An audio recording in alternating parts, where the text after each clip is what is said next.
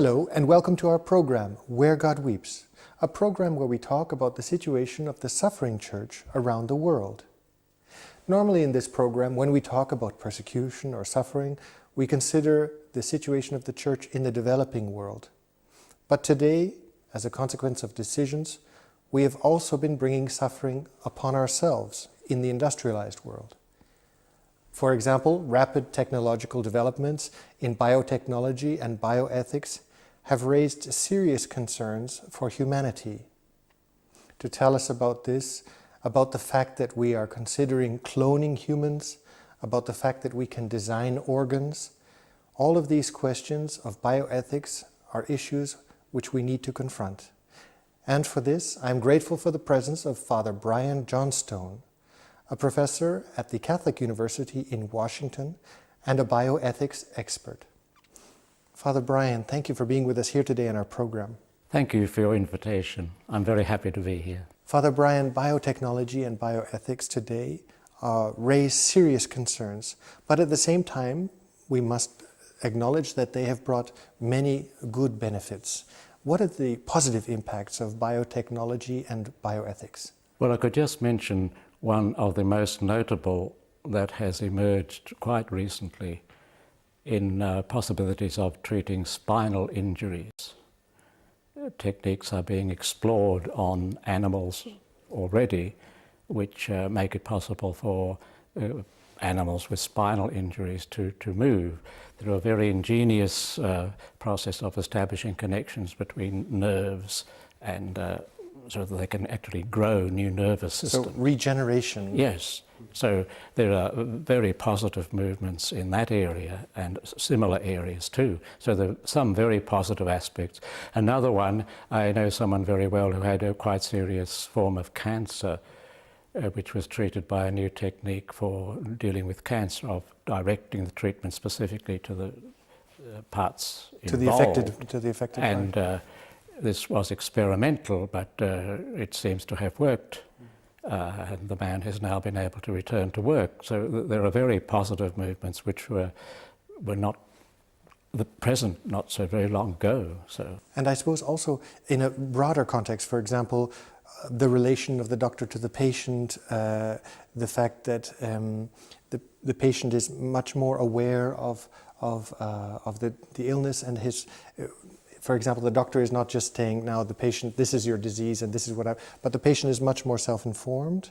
Yes. I would also give the example perhaps of our relationship to death has changed a lot simply through positive things like palliative care and hospice. Well, I know something about palliative care through direct experience. I was a chaplain in a hospice for cancer patients in Rome for several years. This hospice was dedicated to palliative care. There was no question whatsoever of assisted suicide.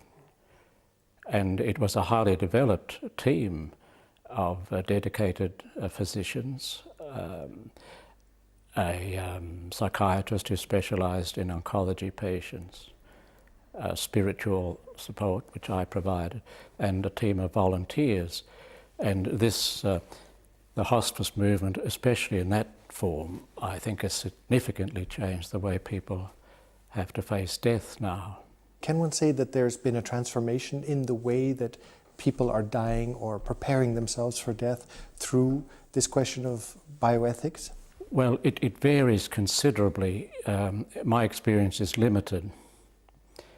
If I could speak from the experience I had, the possibility and practice of palliative care with extensive support did provide assistance for people in dying. Now, I don't think the palliative care system always operates so well, but the possibility is certainly there, indeed. On the other hand, you can't any longer presume that a patient has some sense of religious support. I don't mean necessarily members of the church coming to be with the patient, which is of course very important, but they don't have any sense that there's a religious meaning as a background to their lives.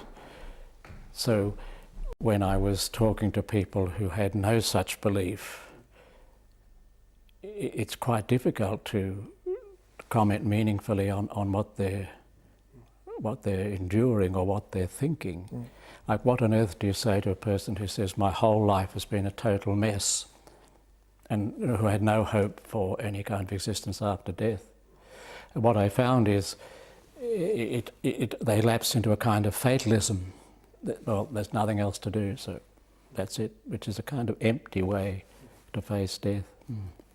We've talked a little bit about the positive sides of perhaps palliative care and bioethics, biotechnology, but there are some serious concerns, some darker, if you will, the shadow side of biotechnology and bioethics. What would you say, if you were to try and identify them, what would the greatest concerns be? Well, in the same area, there is a worry that some people would interpret the practice of palliative care in such a way that it could lead to supporting assisted suicide. Now, the people involved wouldn't see it that way, but they would say, for example, well, this patient is 92 years old, the quality of life is low, so what's the point of continuing to treat the patient? That issue emerges. As someone put to me recently, nursing homes are very concerned they don't want people to die on the premises because it gives the nursing home a bad name. Okay. So you run into moral problems then. That's not true of all nursing homes. A person I knew very well was very well cared for in a nursing home until the person died. So there are some very good places indeed. But there's the possibility of abuse. Are we encountering, in a larger sense, through the fact that we're making so many advances in these questions of biotechnology and bioethics, are we not bumping up to a question of the devaluing of human life, of devaluing of the human person through this process of learning, if you will, or this advancement in medicine? Yes. In some instances, certainly. Where would you put a finger? Particularly in connection with the term quality of life. So many writers on the topic would attempt to determine the person's quality of life in respect to their degree of intelligence, capacity to communicate, etc., etc. And then on the basis of that, make judgments about ceasing medication, ceasing treatment. So we've come to a bit of a slippery slope, because before life was based, the life in itself had its inherent value and was understood, whereas today we have taken a step where life becomes, as you've mentioned, is based on its value of quality. Yes. But this opens, of course, a whole Pandora's box of understanding of what is the quality of life and who is to make that judgment. Well, that's the key question, who is to make the judgment? And in many cases it's outsiders who are making the judgment. So there'd be a serious question of on what basis do they make these judgments? Now, on the other hand, those who practice biomedical ethics would insist on personal autonomy and would strongly resist somebody else making decisions about life and death for a patient. I'd have to grant them that. There's a positive element to the affirmation of autonomy. But then that fades off when the question of the quality of life is allowed to enter into it, specifically when patients are no longer competent to make their own decisions. And that's when these sort of problems can arise. I want to come back to, you mentioned personal autonomy, which in many ways is a good thing, the fact that I am able to decide over myself and my own medical development and progression, if you will. But is there also not a shadow side to personal autonomy, in the sense that I have the right to choose over myself, and what is the risk to the individual, and then what is the risk also to the common good, to the greater society, with the reduction of all of our decisions based only on what is best for me? Yes. Well, to narrow it down, say, take the question of a patient's decisions as death draws near. Now, in one sense, autonomy is a very positive value and would be explicitly affirmed by Catholic teaching. For example, the Catholic teaching is very clear that in the last instance, decisions about continuing treatment must depend on the conscience of the patient. So in that sense, the Catholic tradition would certainly approve of that sense of autonomy. The dark side of autonomy is that it tends to come up and arise from a much more general view of human nature and human society, which sees society as composed of individuals without relationships one to the other. Or to God. Or to God, exactly. Now, I could just say this from my experience for so many years. I don't think I ever met anybody who actually, in these critical decisions, depended totally upon themselves. It's become a kind of abstract theory. Because in the moment of confronting the door to the next life or not, then these questions become very real to that person. Yes, very real, and they're aware very much of their relationships. I could just mention, this isn't based on clinical evidence, but from long experience, persons who had very good family relationships were the ones that were best able to cope with suffering and death. That mightn't hold universally, but that was my conviction. Now, the other interesting thing is if we become more specific and ask about the value of life, particularly life from the very beginning, having read a whole lot of literature about this, I was impressed. Hardly anyone talks about love. It just doesn't appear. They talk about the quality of life, and then when they're talking about the early human embryo, love doesn't enter into it. They couldn't conceive the possibility that someone might actually love an embryo. Yes. Now, in talking to family people, women who are in the process of having children, that's what it's all about. Yes. I find it strange that concept, almost unimaginable. That love doesn't enter into it at all. Yes. It's all about, well, they bring up theories then that the human embryo cannot be a person because it lacks consciousness, or at least lacks the neuronal structure necessary for consciousness. But they don't consider the embryo in relation to somebody else who might actually love the embryo. Yes. And want to give to the embryo. Yes. So these are some of the questions that I've encountered. I want to come back to the question of embryos. You mentioned this, and this is, of course, an important question now, because there are technologies which use embryos, for example, in stem cell research, where we are taking a step of using them for another purpose, yes, rather than the life of the embryo itself. My question to you is: have we taken a quantum step in this use of the embryo, and as almost an instrument for something else rather than the good of the embryo itself, rather than the good of the life itself? Have we crossed a threshold here, which is extraordinary and rather very frightening? Yes, I think so. I think one would have to say that. For some people, for example, it is often said that the embryos that remain over after the process of in vitro fertilization, since they are not going to be implanted anyway and will be ultimately destroyed, why not use them as a source of stem cells, for example? This is often comes up. And it doesn't enter into the person's awareness at all that there might be some value in an embryo. And for many, that is just simply inconceivable that there should be such a claim made. And I think that's why the Catholic tradition is particularly valuable, that we think in traditions, and if we are not aware of the long tradition on this point, then these questions don't come up. I want to address this question of the Catholic tradition, which you mentioned a bit earlier, because as we know, the first bioethicists, if you were Catholic theologians. Yes.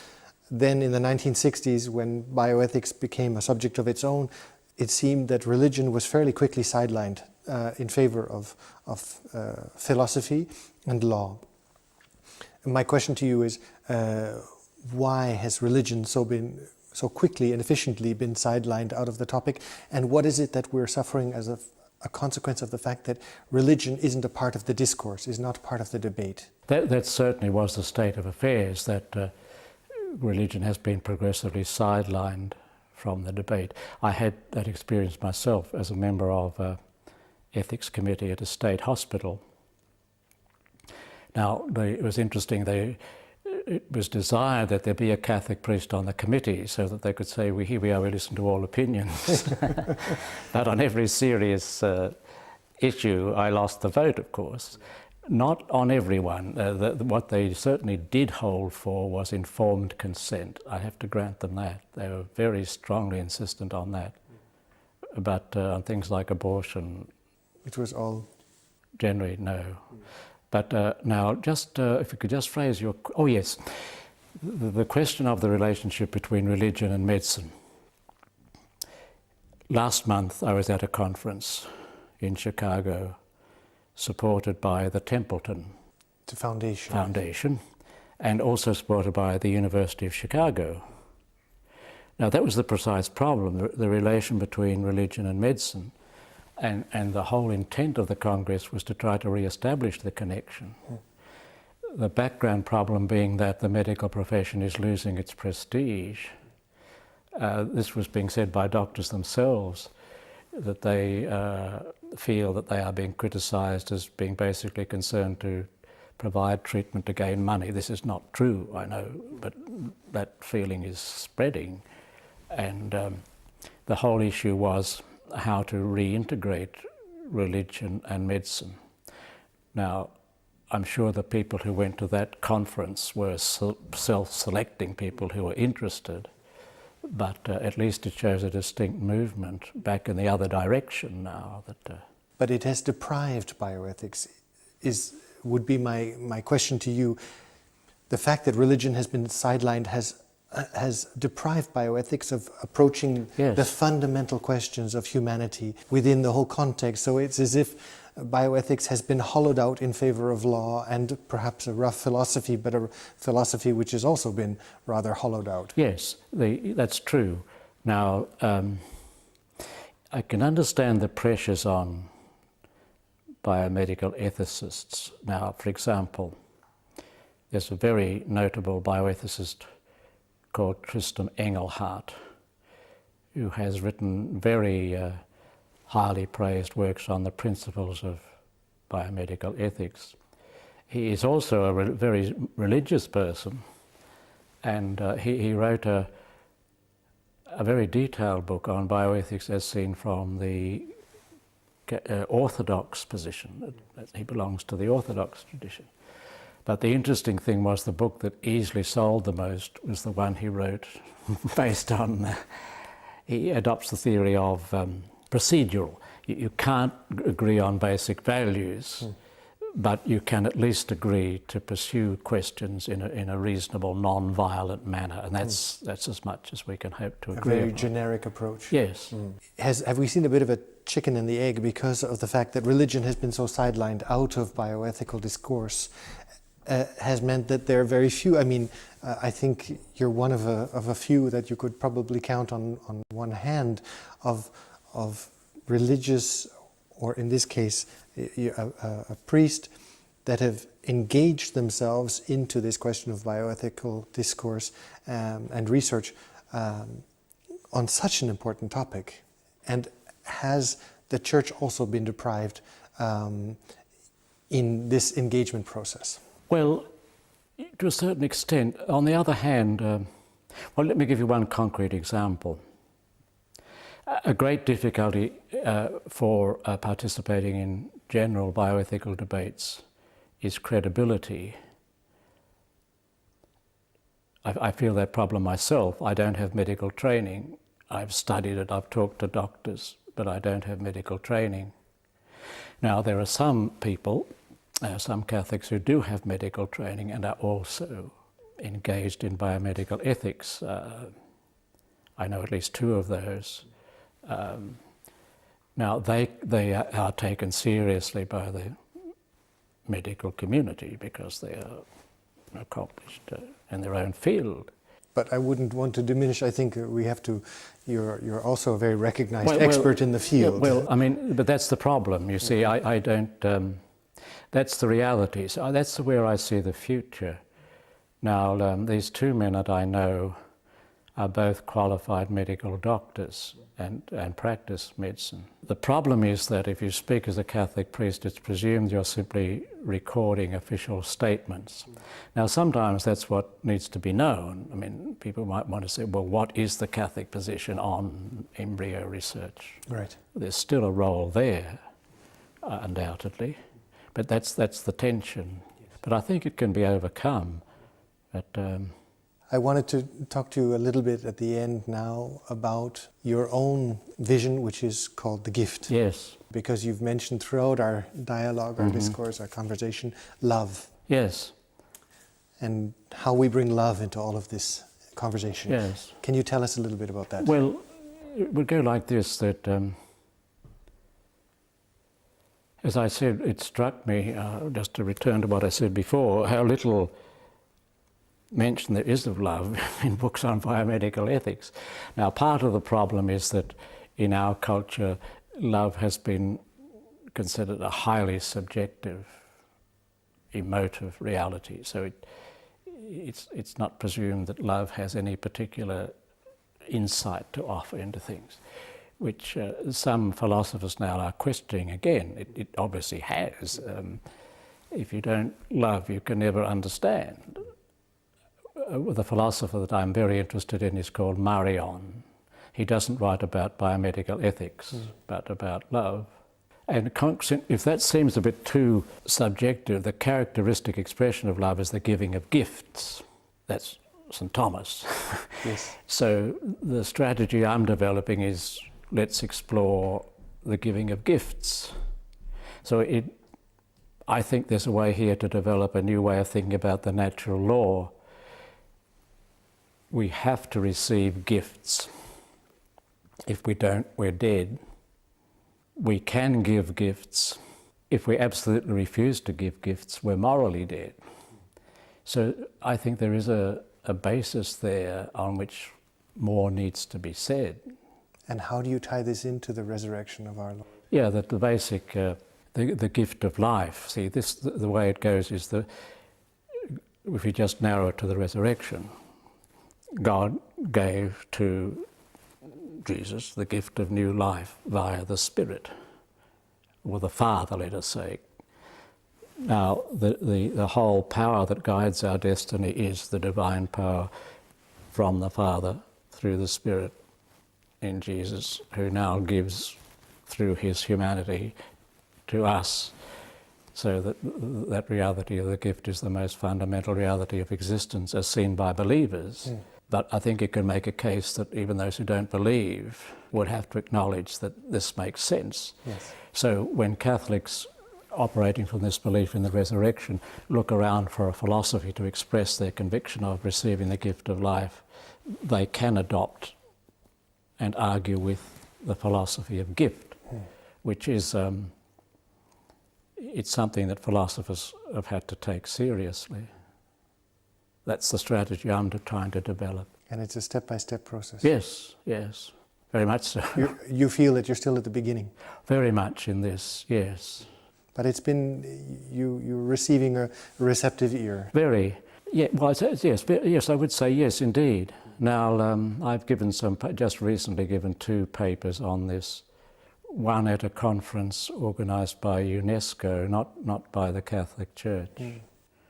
And people were interested. It's not as though everybody threw their hats in the air and said, this is a solution. But it's not an entirely foreign language for them. No, they know that. They know. Because of the language of gift and love. They can understand that, yes. Yes. Father, thank you. There's a long way to go yet. There certainly is. Good. All right. Father, thank you for having been with us and allowed us to at least put our foot into the water, if we're not any wiser, but at least we start to take these steps. Yes, very good. Thank you very much. Thank you, Father. And thank you, ladies and gentlemen, for having been with us today on our program, Where God Weeps. And I would encourage you to learn, to read, to study, to pray, because this is an important topic that is like a wave that's coming over us, and we need to understand what it's all about. Thank you for having been with us today, and we look forward to seeing you next week. Take care.